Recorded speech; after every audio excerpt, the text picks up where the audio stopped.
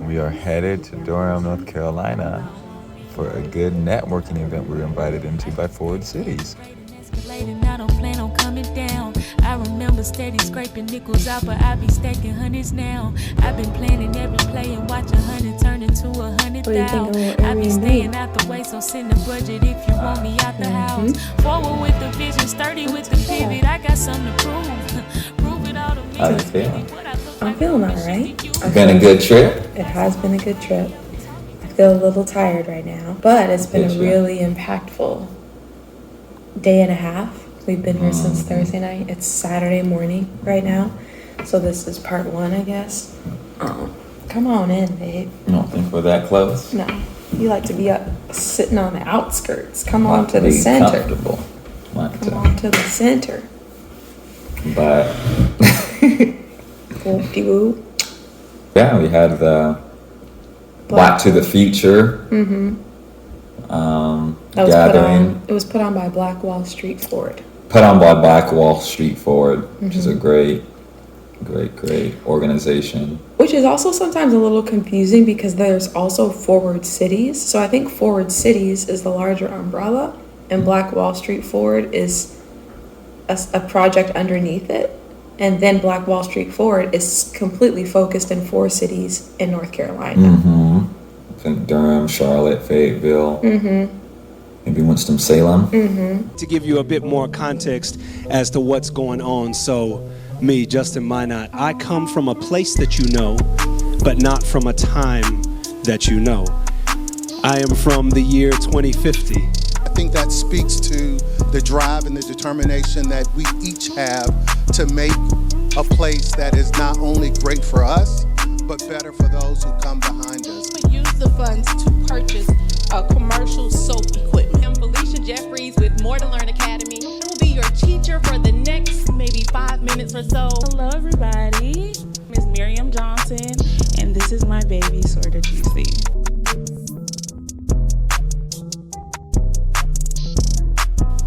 Can I get a drum roll, please? Winner is Sorta Kinda Juicy. Come on down. Sorta Kinda Juicy. Come on down. Great organization. I think they have a similar heart in like at least the Black Wall Street Forward chapter, wanting to help Black entrepreneurs and to like resource, inspire them, and to help revitalize some of these old Black Wall Street spaces in the state.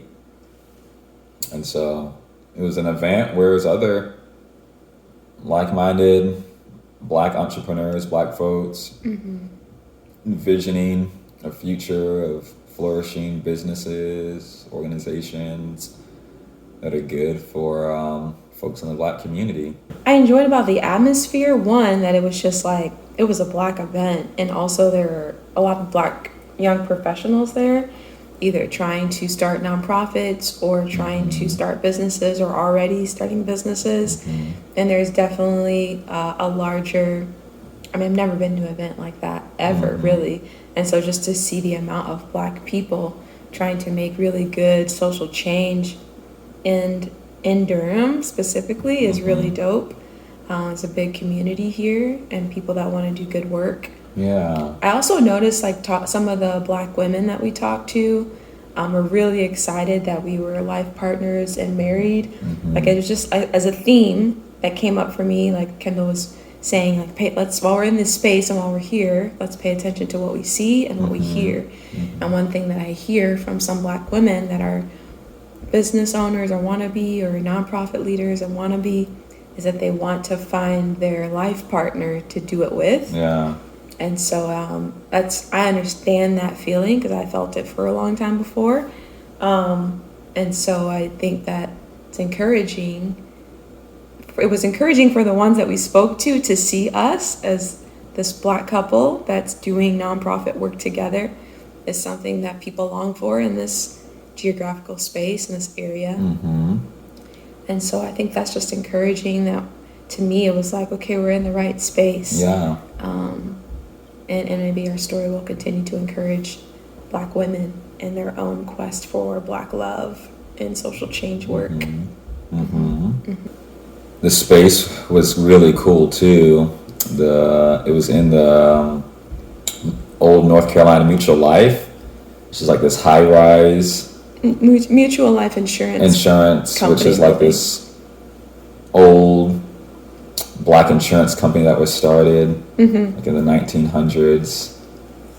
They had this high rise building. I don't know if I don't think the insurance company exists anymore, but they now are like space for different businesses and things. And so that's where the event was being held, was on the floor by Provident, what is it, 1898, I think? Yeah. Which is like a co-working black business space. And so it was super cool. And they had a DJ that was like there, a person that was doing drinks. That was cool. And they had hors d'oeuvres and refreshments being passed around by black-owned businesses and black shops.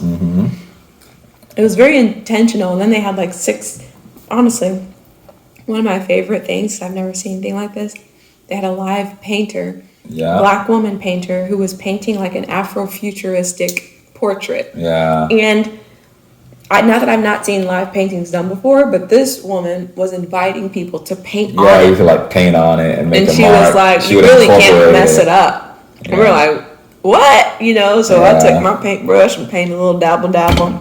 And then they auctioned it off. Not auctioned it, but they gave it away based upon people going to the other stations and filling out information and learning more about what Black Wall Street's Forward's vision is and contributing to that vision. And so we didn't win the painting, unfortunately, but she was really, really dope. She's an artist, painter based in Raleigh, but also does, you know, people tend to do work in both places. But So that was Thursday night. Friday was a full day here, where we were wanting to check out different parts of the city, tour different parts, eat at some different places. But the Vice President, Kamala Harris, ended up being in town. And so she sure did. It ended up being all the places that we were trying to go to. She was like there too. Just about all of them. And so it was hard for us to get to the places because they had streets blocked off and security. And tons of people wanted to get pictures and video of her and stuff. Yeah. And so that was pretty wild. That Like, was wild. I did not think we were going to make it to the bank because we're trying to get to Mutual Life. Mechanics and Farmers Bank, which is the oldest black-owned bank in Durham. Yeah, to opened bank in through them. 1908, so we want to bank through them. Didn't look like it was going to happen because, you know, the rules were, you know, you have to be a resident of Durham. But anyways, Kendall's like, let's just walk in and just meet somebody. And so when the roads were blocked off, I'm like, man, maybe it just wasn't meant to be. Like, because every road we tried to get down was blocked off. But the cops were nice. And I think because we were nice to them and they were helping guide us. We're like, well, try going around. You might be able to do it if you go around. So we went all the way around. And lo and behold, where Kamala Harris was, it was blocked off and like right before the bank, which was the bank we needed to get to. So we were able to get into it. We walked in there and the lady that was first talking to us wasn't very helpful at first. She honestly didn't feel like, look like, sound like, feel like she wanted to be there. But then the branch manager kind of overheard our conversation and she was super helpful. Yeah, she was awesome. And she wound up showing us a lot of favor and it allowed us to open up a bank account there. And so now we're banking with the oldest black-owned bank in Durham on Parish Street, Mechanics and Farmers Bank, which, you know, man, that means so much to me because I know what these big banks be doing with the money you be putting in the bank. And I want to make sure black folks get to do that, not Chase Bank, not Bank of America. That, you know, people of color are helped by the money going into the bank. So yeah, there was that. And then we went to check out the Hayti district, which was a neighborhood and community that we'd like to do some work in and do some of our community development projects in. And yeah, got to tour around that space and felt a lot of the loss that was there, abandonment that's in that space. Yeah. I was sharing with you that I went to El Paso last week for a Christian Community Development Southwest Conference, CCDA Southwest Conference. And usually when I walk away from those conferences, I'll walk away from like a teaching or from like a word or something that was said. I feel like this time I just walked away with a bunch of feelings, not necessarily like a new word or anything that was given, but just like a bunch of feelings. I agree. Feelings of beauty and feelings of like affliction and pain. Yeah. That was in the city of El Paso that hosted the conference. That's right by the border in Texas, and I feel like I'm carrying those feelings as we were here, or as we're here in Durham, but specifically as we were going around the Hayti district, the neighborhood we're going to serve in, of being there, just all these feelings of affliction and pain and seeing the loss that was there, while knowing that it used to be a vibrant Black community and a self-sufficient Black community that had hospitals, theaters, libraries, schools, all of the things in it, grocery stores. And at least, and again, we saw Fayetteville Street from which is a major street in the neighborhood. We didn't see the whole neighborhood and community, but what we saw on Fayetteville Street leading up to North Carolina Central, which is the HBCU, was pretty disheartening. It was really sad. It actually made me depressed. Like I felt the sadness of the space, and the abandonment of the neighborhood by systemic issues, and also the city in and of itself. Like once you go past, what is it, I-45 or 145? It's always once you pass the highway? train tracks. If you remember, we passed the train tracks. But yeah, I-47. I-47, that's what it is. And it was really sad. Like most of the houses were boarded up, almost where you could hear the space crying and weeping and mourning, because it used to be so vibrant and full of life and wealth and prosperity for people of color. And it just is not that way right now. And it all, like that feeling of sadness and that emotion of sadness is what I felt all last night, like not really being able to put my finger on it or have language for what I was feeling. And then even this morning feeling sad, and I was like crying about it a little bit, because I also was feeling like, man, I don't want to live here. Like I don't feel like this is where I want to live. But that's also, you were naming like what the system wants you to do. The system wants you to go through that neighborhood and stick up your nose to it and not want to be a part of it, which I understand, and it doesn't necessarily mean we're going to live there, but we're going to do work there for sure. But I think it also, that emotion then made me from sad to like angry. Like now, I'm not going to be afraid to ask people for money at all, because this whole idea that most people who do missions work or mission-centered work always feel like they have to go out of the United States, which we've talked about this together. But going back to that book, South to America by Imani Perry, that whole book that you read is about, as the South goes, so does the rest of the nation. So as we are as a nation presently is because what has happened in the South has happened. The way we treat the South is what it is, which has ripple effects on the rest of the nation. So what would it look like for people to invest their money in repairing the narrative and the place of the South and the places that have been abandoned, literally forgotten, literally left for dead? These spaces, these geographical neighborhoods, buildings, and spaces have been left. And there's some, like we saw a library that was going up. We saw a sign for some type of housing thing possible on Fayetteville Avenue. And so there's some things happening, and that's what we want to be a part of. But I think seeing the space broadened my vision, and the sadness to anger to determination, to expanding the vision of Black South overall is us repairing these spaces, creating a blueprint where we can revitalize neighborhoods that have been abandoned, and even like my own desire to be a part of, what do they call it, like remodeling places and things like that, like getting almost like raising a bunch of money for the people that already are doing that here and already know everything here, and us collaborating together to really make some more movement here in a space like Hayti that is named after Haiti, the Haiti Revolution. Like black folks literally like, we can do our own thing, and did it, you know, and then white folks didn't want that, and so they built a highway right through the neighborhood, and then abandoned the other side of the neighborhood, and then the right side of it is literally apartments. Literally, like a block past the highway is these new luxury apartments that are being built.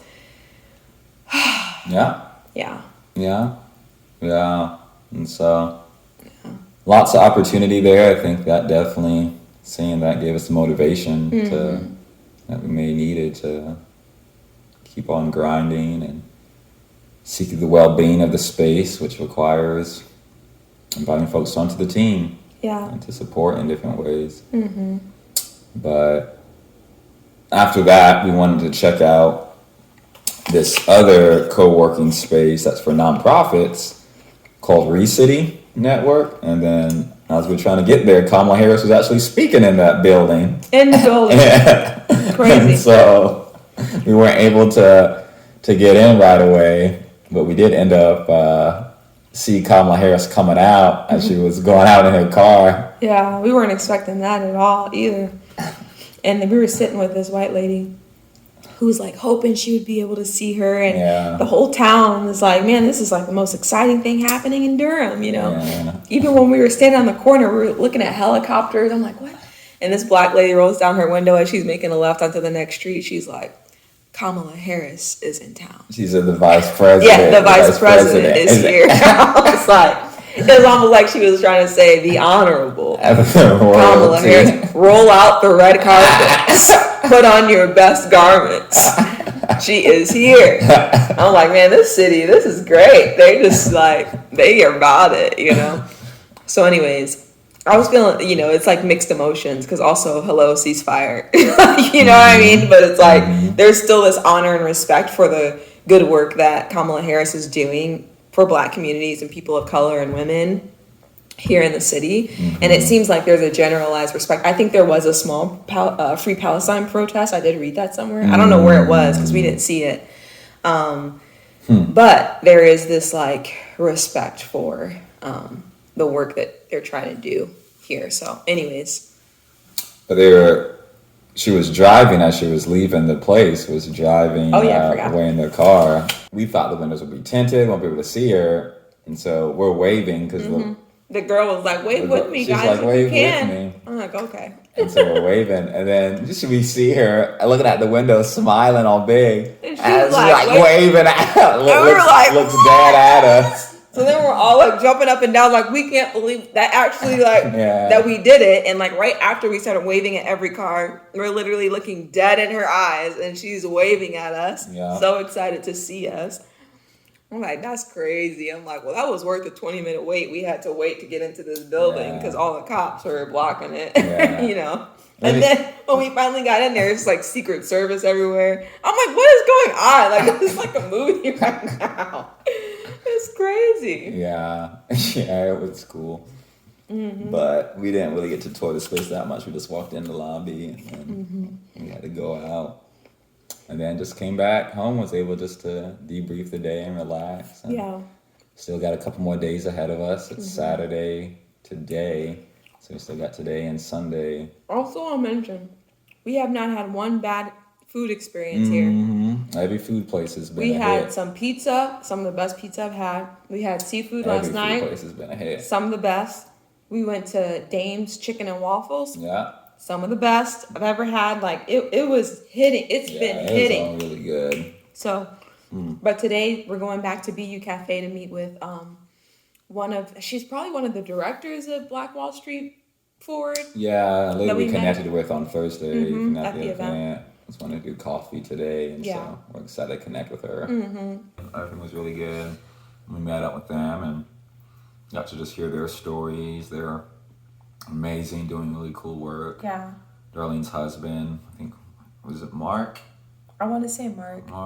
Yeah, he was awesome. He teaches think accounting and some economic classes at a high school. So in also like town. a baseball coach Mhm. and like does all this other random stuff too. Yeah, so it was just really cool meeting them. And they've invested a lot, it seems like, in that community, and they've been there since '96, I think. Moved there from New York, and so it was cool hearing their story and the things that they've been up to, the things that they care about. They're also kind of sharing with us about what's going on in the city, Yeah. like and different opportunities and the spaces that we're trying to be in, and we're just super encouraging to meet with. And I felt like the people we're wanting to connect with out there, just trying to find some good friends and good people that can help the space feel like home and become home when we get there. And so they felt like that, like they'd be great kind of friends, older couple that we got to connect with.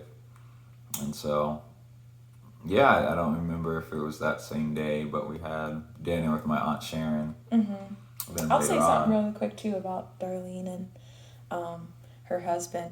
I think what I was really most impacted by, one of the things in that conversation, was her telling us about the work that NCCU Law Group initiated. They initiated this, like, what would it look like to restore Hayti, the community of Hayti, back to some development that needs to happen there, while also including the people that have been longtime community members there, and facilitating conversations between community and city developers is what this group at NCCU did. And there's a report that's out there that's actually recording a lot of the conversations and a lot of the research that they did.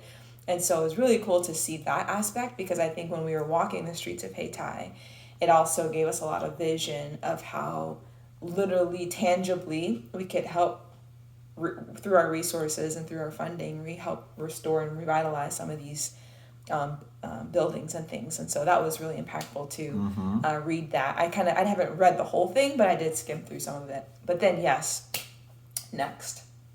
Yeah, I dinner with Aunt Sharon. That was good. The food hall, got some seafood with her. Again, the food experience has been great. Yeah, the food is right.